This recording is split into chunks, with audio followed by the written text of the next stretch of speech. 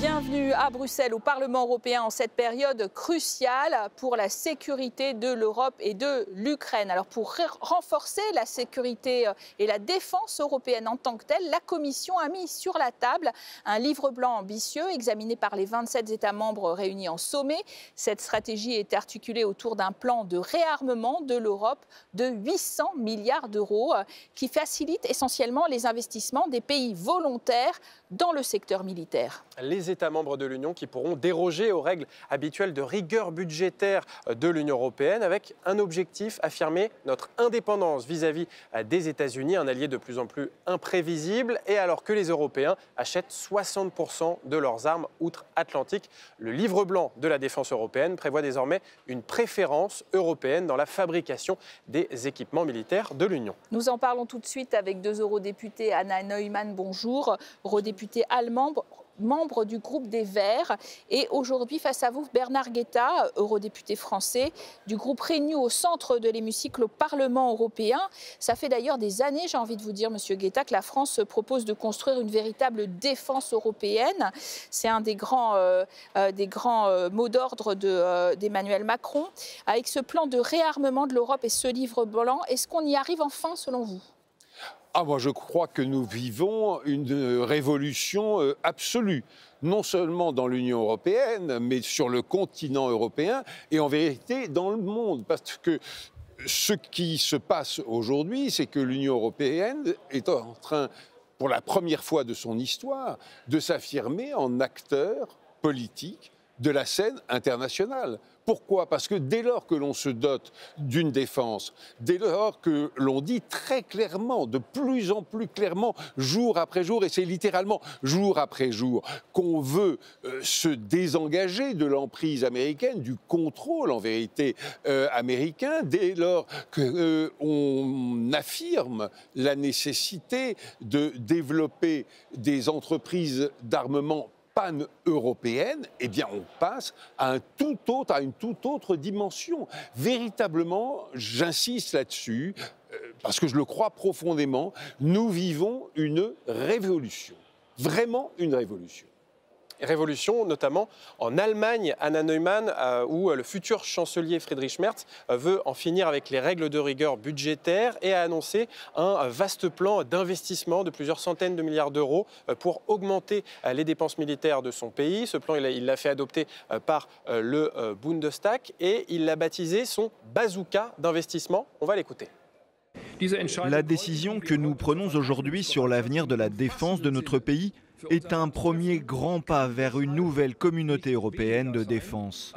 Une communauté de défense qui inclut également des pays qui ne sont pas membres de l'Union européenne, mais qui sont très intéressés par la construction de cette défense avec nous, comme la Grande-Bretagne et la Norvège.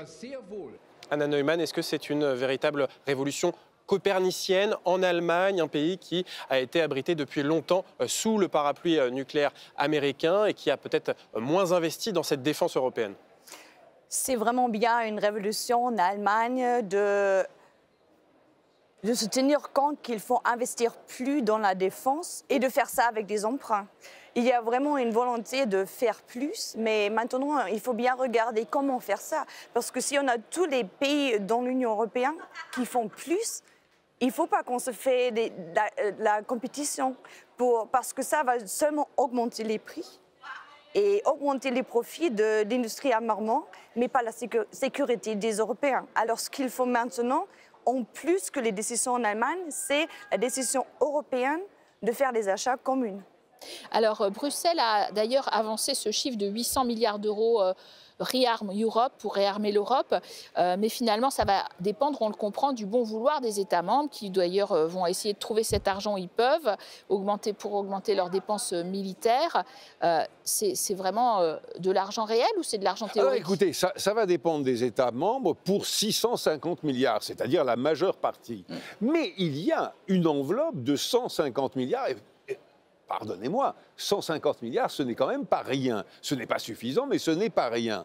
Et cette enveloppe de 150 milliards qui va être empruntée par l'Union européenne et reprêtée aux États membres qui le souhaiteront avec un taux d'intérêt extrêmement bas, eh bien, cet argent devra être dépensé, pour répondre aux souhaits de ma collègue Anna Neumann, devra être dépensé collectivement par plusieurs États. Pas forcément par 27 États, mais il faudra qu'il s'agisse d'achats groupés et d'achats faits dans l'Union européenne auprès d'industries d'armement pan-européennes. C'est-à-dire que l'on voit là s'amorcer. Alors, c'est pas du jour au lendemain pour tout, évidemment, mais on voit là s'amorcer deux principes européens totalement nouveaux, qui est le Buy European, c'est-à-dire l'obligation d'acheter préférentiellement européen et d'acheter collectivement. On commençait à parler de ces chiffres, mais il reste quand même les 650 milliards au bon vouloir des États, etc. Est-ce que votre gouvernement, le futur gouvernement Merz, sera d'accord sur un grand emprunt que préconise la France, un grand emprunt en commun qui serait similaire à celui qu'on a mis en œuvre pour le Covid? Il y a des réticences du côté des Pays-Bas et de l'Autriche, mais j'entends dire que du côté de l'Allemagne, moins. Il faut voir, je ne peux pas vous dire, je ne fais pas partie de son groupe. Mais il faut aussi dire réellement, les 150 milliards, ce n'est pas de nouveaux agents, ce n'est pas des eurobonds.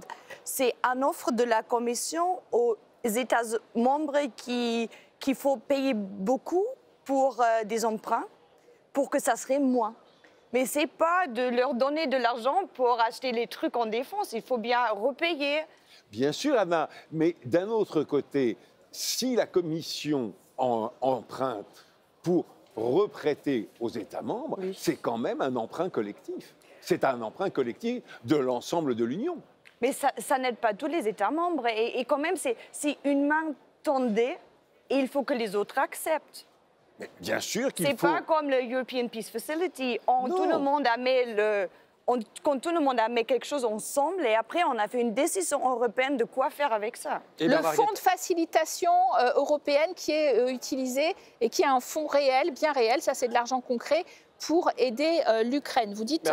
on aurait pu faire comme ça aussi, mais on n'a pas choisi de le faire de cette méthode-là. Et ça serait vraiment européen. Mais écoutez, n'oublions pas une chose. La Révolution française, par exemple, ne s'est pas faite en un jour. Mais si tu veux une révolution, il faut bien commencer avec quelque chose un peu plus grand. On commence par dire deux choses qui sont absolument fondamentales. C'est que, premièrement, il faut une défense commune. Or, je te rappelle, Anna, qu'il y a encore 2 ans, 1 an et demi, quand on disait défense commune, beaucoup d'États membres disaient « oh non, non, jamais ». Or, aujourd'hui, il y a l'unanimité, y compris de la Hongrie, autour de la défense commune. Du livre blanc, en tout cas. Et deuxièmement, il y a cette idée du Buy European, c'est-à-dire d'acheter européen préférentiellement. Eh bien, écoutez, vraiment, c'est des grands changements. Eh bien, justement, on va en parler puisque la Commission européenne, dans son livre blanc, prévoit cette préférence européenne. Alors, qu'est-ce que ça veut dire? Ça veut dire concrètement que les armes simples que nous allons acheter devront être de composantes européennes à 65% et les armes stratégiques, les équipements stratégiques comme les drones ou tout ce qui relève de l'intelligence artificielle devraient être à 100% de composantes européennes. Finalement, quand on regarde ce qu'a fait l'Allemagne ces dernières années avec beaucoup d'achats américains, est-ce que ce n'était pas une erreur stratégique de la part de votre pays, Anna Neumann? Je crois que c'est une très bonne décision de maintenant faire un agrément sur les 65 et les 100%.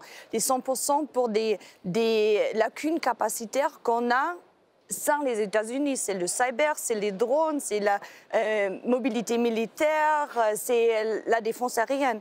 Et là, il nous faut vraiment travailler ensemble dans l'Union européenne pour trouver des solutions. Et je crois... Il faut voir si on va vraiment arriver avec les 100%, parce qu'il y a quelques composants que nous, aujourd'hui, on ne peut pas faire ensemble. Alors peut-être que ça serait un peu plus réalistique de commencer avec 90% et dire en 5 ans, on va arriver à 100%. Oui, parce qu'il faut expliquer quand même, vous étiez en train de le suggérer, mais que acheter des armes américaines parce qu'elles sont sur les étagères, comme beaucoup l'ont fait, puis alors l'Allemagne a acheté par exemple, a préféré notamment acheter des avions de chasse F-35 aux Rafale français. ça pose un problème, c'est que les Américains peuvent les arrêter, les actionner et les stopper depuis Washington. Mais vous savez, c'est pas seulement les Américains. Si on achetait des armes martiennes ou lunaires ou je ne sais quoi, c'est l'État qui les vend, comment dire, contrôle l'usage que vous faites de ces armes. Et l'État vendeur a toujours la possibilité, y compris nous, quand nous vendons des armes à des pays étrangers, attendez, a toujours la possibilité de dire à l'acheteur utilisateur, ah non, ça, vous ne pouvez pas utiliser ces armes. Et par exemple, si on prend le cas de l'Ukraine, un monsieur Trump, dans ses phases les plus antipathiques, pourrait dire « Ah non, non, non, vous n'avez pas le droit d'utiliser mes armes américaines pour frapper telle ou telle cible russe. » Et d'ailleurs, c'est ce qu'ils ont fait. Et d'ailleurs, les deux armées européennes les plus puissantes après la France, c'est-à-dire l'Allemagne et la Pologne, ont beaucoup investi dans ces équipements américains. Oui, et c'est une erreur. C'est une erreur. On s'en rend compte aujourd'hui. Vous reconnaissez Ils s'en rendent compte aujourd'hui. Bernard Guetta a raison. Le Buy European, c'est vraiment ce qu'il faut faire maintenant. Mais c'est aussi encore... Non, c'est aussi juste la moitié de la révolution. Mais bien sûr. Parce que si je regarde comment on fait les décisions, où sont les compétences sur la sécurité, c'est toujours à le niveau national. Et moi, j'ai bien... Et l'OTAN aussi. Mais dites-moi, c'est un peu frustrant. Hein? Tout le monde vient au Parlement européen. Macron, Tusk, Scholz. Maintenant, on a entendu Mars dire qu'il faut une vraie union de défense européenne. Et alors, moi, j'ai bien fait ce jeu-là depuis 5 ans, de leur demander alors... Ça va être une surprise pour vous, les Verts, on est tous d'accord. Dites-moi quelles compétences on va transférer de niveau national au niveau européen pour vraiment avancer pas à pas. Je dis même pas révolution, je dis pas à pas. Mais Anna... Et c'est silence de tous. Alors c'est quoi? On fait la révolution avec Buy European, avec l'industrie, on reste où on est avec le patchwork national. Anna, je vais me montrer plus optimiste que toi en te rappelant que hier matin, les États membres se disputaient encore sur la formulation de Buy European et qu'il a fallu véritablement une journée, celle d'hier, pour arriver à l'unanimité sur cette évidence que nous défendons, toi et moi, depuis de nombreuses années. Mais c'est comme ça. Il faut, vous savez, au moment d'une révolution, il y a encore le temps d'hier qui est très présent dans les esprits et qui façonne les réactions. Mais alors, dis-moi, Bernard, toi, tu es d'accord de transférer des compétences du niveau national à niveau européen sur la sécurité et la défense? Je suis d'accord. Non. Pas demain matin. Mais quand alors? C'est toi qui as dit révolution. Mais absolument. Mais je t'ai dit aussi que la révolution, ça ne se fait pas en un jour. Pourquoi? Parce que la France a ce leadership en termes de défense en Europe? Non, c'est pas pour ça. C'est parce qu'il n'y a pas encore un accord suffisant sur tout pour que nous puissions transférer complètement les compétences. Première raison. Et deuxième raison, il faut nous adjoindre des pays qui ne sont pas membres de l'Union européenne, comme le Royaume-Uni, comme la Norvège, comme le Canada, comme l'Australie. Et donc, il y aura des formats d'action différents qui ne seront pas uniquement le format de l'Union. Mais ça serait plus facile si on fait l'Union européenne avec le Royaume, mais pas la France, l'Allemagne. Qu'est-ce qu'on fait avec les autres? Oui, mais on va y arriver. C'est vraiment plus compliqué. On n'a pas du temps à perdre avec les complications. Je suis d'accord, je suis d'accord, mais ça se fait malheureusement millimètre par millimètre. Alors, vous avez derrière vous le drapeau de l'OTAN, Madame Neumann. Les pays européens, on le disait, bénéficient, et le vôtre en particulier, du parapluie nucléaire des États-Unis, à l'exception de la France et du Royaume-Uni qui sont des puissances nucléaires. Et dans cette période d'incertitude, eh bien, Emmanuel Macron a proposé ses services à ses partenaires européens, un dialogue sur l'extension du parapluie nucléaire français. L'Allemagne pourrait être plutôt encline à répondre à ce dialogue. Pourquoi faire? Est-ce que vous trouvez que c'est le bon... Est-ce qu'elle aura le droit de décision d'ailleurs et de pousser le bouton? J'étais bien déçue que le gouvernement de Angela Merkel a rejeté même le dialogue. Et je crois que ce qu'il faut maintenant, c'est le dialogue. Ça serait toujours le mieux d'être ensemble à l'OTAN avec les États-Unis. Tout le monde travailler avec le même but. désolée, mais c'est plus comme ça. Alors il faut bien avoir un dialogue avec le Royaume-Uni, un dialogue avec la France, un dialogue avec les Polonais, avec tous les États membres de l'Union européenne. Et après, il faut voir une solution juste. Ce que je crois que ça va être un peu difficile pour moi d'expliquer aux citoyens allemands ou polonais ou italiens ce qu'il nous faut payer, mais pas avoir des droits de faire partie de la décision. Et ça, je crois qu'il faut un dialogue sur ça. Je ne peux pas vous dire ce qu'on va avoir comme résultat final, mais il faut bien avoir un dialogue. Et oui, Bernard Guetta, en quoi ça pourrait consister, ce partage du parapluie nucléaire français? Justement, c'est pas un partage. Cela veut dire que les partenaires européens vont aider à financer ces armes nucléaires, mais sans avoir le pouvoir de décision sur le bouton? C'est très simple. Autant où apparemment, c'est pas simple, si, je vais te le dire, Autant où il y avait encore, je dis bien autant parce qu'à mes yeux, c'est terminé. Autant où il y avait encore un parapluie nucléaire américain sur l'Europe. Il n'y avait qu'une seule personne qui pouvait éventuellement appuyer sur le bouton nucléaire, c'était le président des États-Unis. Ce n'étaient pas les dirigeants des États membres de l'Alliance Atlantique, évidemment pas. Si demain il y a une extension du parapluie nucléaire français à l'ensemble de l'Union européenne ou des pays qui le demanderaient, il restera toujours un seul doigt sur un seul bouton, évidemment. Merci en tout cas à tous les deux d'avoir très bien illustré ce débat qui se poursuit et qui va se poursuivre sur nos antennes également. Merci à vous d'avoir été en notre compagnie. Très bonne suite des programmes sur nos antennes.